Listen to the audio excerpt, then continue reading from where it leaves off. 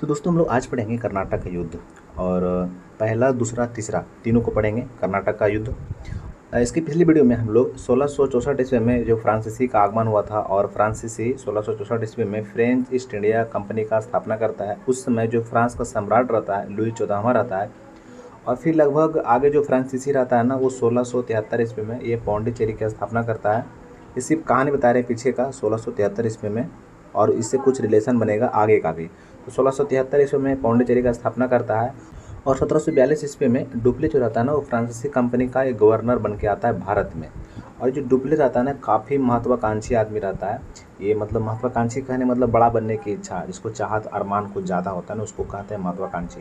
तो ये सहायक संधि करने में तेज रहता है। पहली बार भारत में ये डुप्ले ही रहता है जो सहायक संधि का उपयोग करता है। तो अब डुप्ले क्या किया था ना कि ये राजनीति में बहुत ज़्यादा हस्तक्षेप करने लगा अपना महत्वाकांक्षी के कारण। जो ईस्ट इंडिया कंपनी पहले से थी तो क्या हो गया कि अब ये आ गया, ये अपना बड़ा बनने की इच्छा जाहिर करने लगा, बड़ा बनने की कोशिश करने लगा। तो जो पहले से थी ईस्ट इंडिया कंपनी और फ्रांस में दोनों में क्या हो गया, टकराव शुरू हो गया। तो इसीलिए मैंने क्या हो गया ना कि ये जब टकराव शुरू हो गया तो इसी को हम लोग कर्नाटक का युद्ध कहते हैं, जो कि टोटल मिला के 3 युद्ध हुआ था। और अंत में क्या हुआ कि इस युद्ध में फ्रांस का हार होता है और भारत का जो व्यापार होता है ना, भारत के व्यापार से फ्रांस चला जाता है हमेशा और हमेशा के लिए। तो ये तो यहाँ तक था। अब हम लोग जो पढ़ेंगे ना यहाँ से मेन टॉपिक है आखिर कर्नाटक का युद्ध जो है ना ये कब हुआ, क्यों हुआ, इसको समझते हैं। तो कर्नाटक का युद्ध 1746 से 1748 ईस्वी के बीच चला था। ये कर्नाटक का प्रथम युद्ध 1746 ईस्वी में अंग्रेज और फ्रांसीसी के बीच में हुआ था। ये हुआ था ना कि जो मेनली रूप से ऑस्ट्रिया के उत्तराधिकार के लिए युद्ध हो गया था इंग्लैंड और फ्रांस के बीच में, यानी कि इंग्लैंड और फ्रांस के बीच यूरोप में ऑस्ट्रिया के उत्तराधिकार के कारण लड़ाई हो रही थी। ये इंडिया में नहीं हो रहा था, यूरोप में हो रहा था, ठीक ना। तो इसके लिए यहाँ लड़ गए लोग, जो अंग्रेज है और फ्रांसीसी है यहाँ लड़ गए। इसके कारण भारत में भी दोनों कंपनी क्या हुआ, आपस में ही लड़ गया। तो कर्नाटक के प्रथम युद्ध के समय फ्रांस का गवर्नर जो था ना वो डुप्ले ही था। बोले था ना डुप्ले आया था 1742 ईस्वी में। तो कर्नाटक के युद्ध में ये डुप्ले था और गवर्नर कहाँ का था, ये पौंडीचेरी में ही आया था ना, वहीं ये व्यापारिक प्रमुख केंद्र बनाया था। ये सब पिछले वीडियो में हम पढ़े थे किस प्रकार से बनाता है।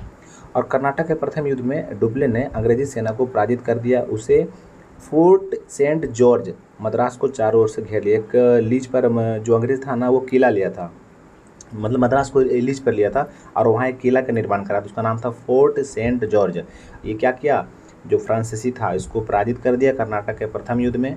और पराजित करने के बाद उस किला को क्या किया, कब्जा कर लिया, उसको घेर लिया कर्नाटक के प्रथम युद्ध में। पूछेगा आपको कर्नाटक के जो प्रथम युद्ध पहले नंबर तो कब हुआ था, तो आपको इस डेट को याद रखना कि 1746 से 1748 के बीच में चला था ये युद्ध। और इसमें हार किसका हुआ था, तो अंग्रेज़ों का हार हुआ था। अब आगे है, तो इस युद्ध में क्या हुआ, फ्रांसीसी हावी हो गए। तो अब युद्ध हो तो गया, तब कैसे भाई युद्ध शांत कैसे होगा, तो युद्ध शांत होगा संधि के द्वारा। तो एक संधि हुआ 1748 ईस्वी में, इसके द्वारा युद्ध शांत हुआ। उस संधि का नाम था एल ला सापेल की संधि। इसको याद रखिएगा, कर्नाटक के प्रथम युद्ध में कौन सी संधि हुआ, एल ला सापेल की संधि। कब हुआ, 1748 ईस्वी में। इसके द्वारा क्या हुआ, तो कर्नाटक के प्रथम युद्ध का अंत हो गया।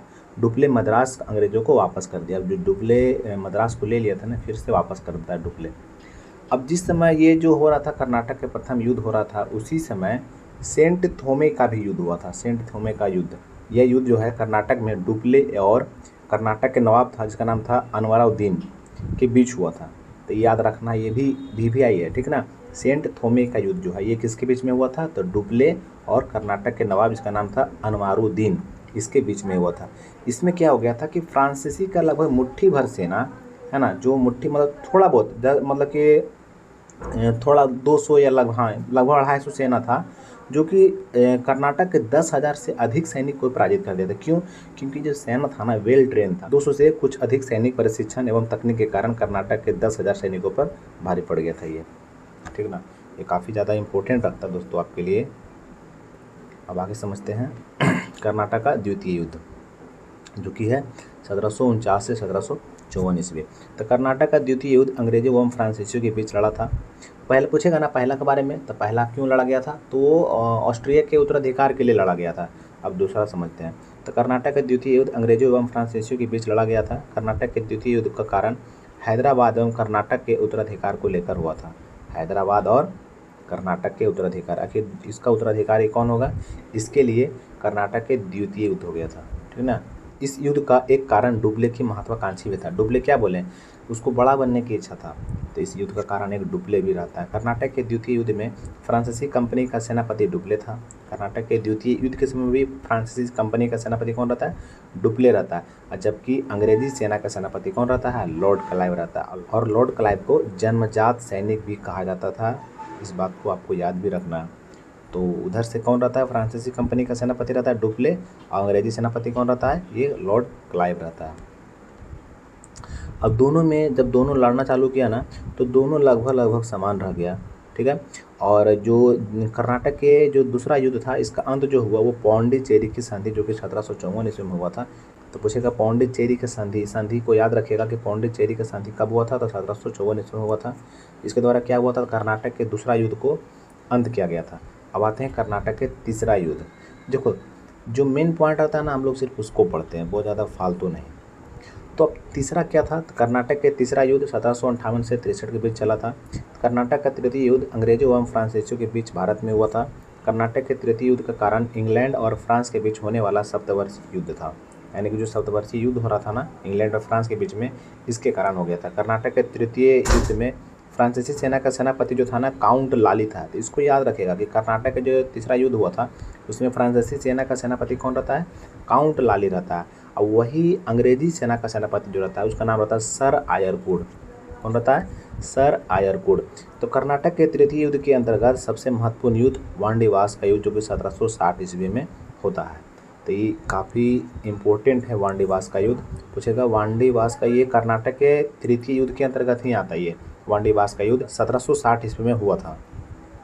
तो वांडीवास के युद्ध में सर आयरकुड ने काउंट लाली एवं उसकी सेना को क्या किया? बुरी तरीक़ा से पराजित कर दिया। इस प्रकार अंग्रेजों ने फ्रांसीसियों को निर्णायक युद्ध में पराजित कर दिया और फ्रांसीसी फिर भारत से चले जाते हैं। इसलिए इसका जो संधि हुआ ना, इसका जो संधि हुआ वो पेरिस के संधि के द्वारा होता है। जो कर्नाटक के तृतीय युद्ध का जो अंत हुआ वो पेरिस के संधि के द्वारा अंत होता है इसका। तो याद रखिएगा इसको। पेरिस की संधि कब हुआ था? 1763 ईस्वी में हुआ था। इस संधि के द्वारा भारत के फ्रांसीसियों का व्यापारिक प्रभुत्व समाप्त हो, और फिर भारत में फ्रांसीसियों की हार या पतन के पीछे बहुत सारा कारण था। एक तो डुप्ले का कारण जरूर रहा होगा, वो लेके डूब गया डुप्ले, है ना, डुप्ले की अधिक महत्वाकांक्षा। और एक था फ्रांसीसी कंपनी, सरकारी कंपनी थी। सरकारी चीज़ में थोड़ा होता है, जैसे कि वो जो ईस्ट इंडिया कंपनी थी ना, वो प्राइवेट कंपनी थी, उसमें साझेदार था। तो ये जो फ्रांसीसी कंपनी सरकारी कंपनी थी। फ्रांसीसी नौसेना जो थी, फ्रांसीसी नौसेना अंग्रेजी सेना से कमज़ोर थी, उतना मजबूत नहीं थी अंग्रेजी सेना इतना, और डुप्ले की अधिक महत्वाकांक्षी। तो ये था दोस्तों कर्नाटक के तीनों युद्ध। आई होप आपको वीडियो हमारा पसंद आया होगा, समझ में आया होगा। अगर नहीं समझ में आया है तो आप कहाँ समझ में नहीं आया आप कमेंट करें। तो ठीक है दोस्तों, वीडियो में इतना ही। हम लोग मिलते हैं अगली वीडियो में। वीडियो देखने के लिए आपका बहुत बहुत धन्यवाद।